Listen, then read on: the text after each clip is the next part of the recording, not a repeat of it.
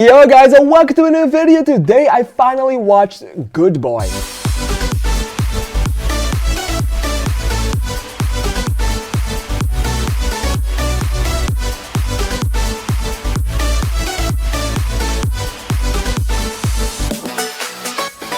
Okay, ever since I heard the premise of this film, like a horror film about a haunted house from the perspective of a dog who can see that his owner gets haunted, from the moment I heard that premise, I was completely on the side of this film. This film became my most anticipated horror film of the entire year. Based on that premise alone, I was extremely hyped for it. If there's two things I love, it's a good horror film with a good horror ID and with a dog in it, because I love fucking dog films. I still cry at least 10 times with the A Dog's franchise, the A Dog's Journey and a Purpose and Journey. And not A Dog's Way Home, we leave that one out of the picture. But still, I still cried 10 times with that. I almost always cry with dog films, and I always love dog films because of the dog that's in it. So I was extremely hyped for this one. The ID seemed genuinely great, and I heard everyone talking about it, and I was a little bit confused because the scores were not as great as I hoped they would be. But everyone was raving the performance of Indy the dog. Indy plays himself, he's Indy in real life, he's Indy in the movie.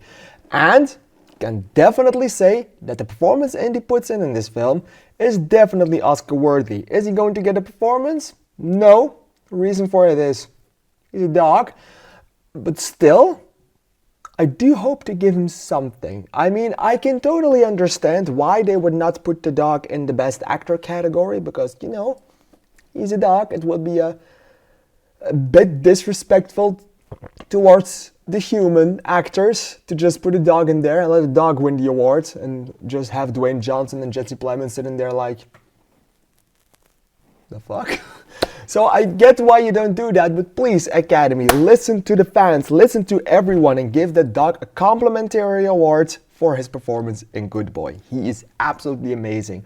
And you know, there's just someone behind the screens going like psh, psh, psh, psh, psh, to get this dog's or cat's attention, but it's really amazing. The way that this dog puts his eyes and the way that the dog acts certain scenes out is absolutely amazing. And the dog absolutely is one of the most phenomenal actors of this year in a film alone, especially regarding animals. But there's also another side to this story, literally, because the dog is great, and they were completely banking on the dog being great, so hard even that they kind of forgot about everything else. Like, you have this story where the dog is seeing his owner get haunted.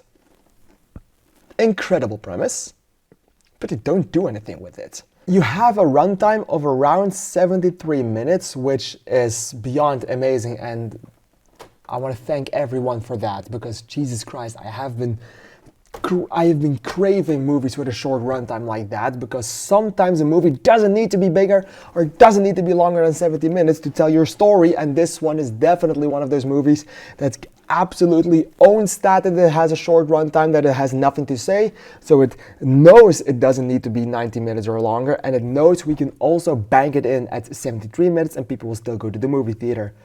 Thank you for that. The problem with it is that even though they had 73 minutes, it still felt like nothing happened, and it still felt like an eternity to get from the beginning to the end. The pacing of this thing is atrocious. It felt like a lot longer than it actually was, and it's only 73 minutes long. Therefore, the movie itself is kind of boring. They have this dog, and most of the time you have the dog reacting to a certain scene or reacting to a certain presence in a way that is just the dog staring into the darkness, where the shadows sometimes take the shape of a human hand or of a human-like figure. And most of the scares and most of the creepy scenes are just that. Of course, towards the end, they go bigger on it, they go bolder, and they do extra stuff with it. But most of the extra stuff, I just thought it was confusing, making sure that because they were banking so hard on just these presences and just these shadows for so long that in the end it felt extremely rushed, that when the inevitable third act of the movie happens with the big confrontation between the haunted creature or the haunter and the haunted, the owner of the dog. They just do something and it feels out of all of a sudden, really, and it doesn't really work because it's weird what's happening and you kind of don't want to follow, but you kind of do, but you kind of don't because it's confusing.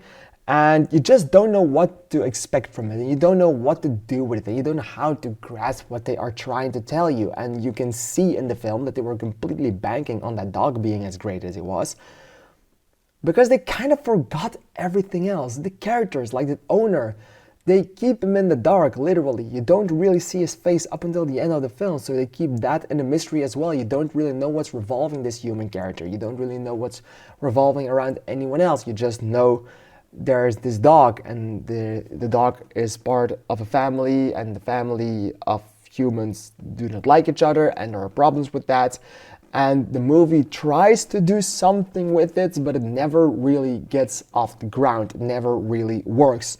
So I was extremely disappointed with what I got for a story, because it just didn't make sense and it was just plain boring most of the time. Even though the dog has had an amazing performance, was as great as he possibly could have been, the only thing I was thinking with all of the other characters, with the story that they were trying to tell, is I recognize the voice of that man, but I just could not put my mouth where my words are. I did not know what voice that was or where I knew it from. Actually, I still don't know it. I don't know the man, but his voice is very reminiscent of another voice I know, a very famous voice.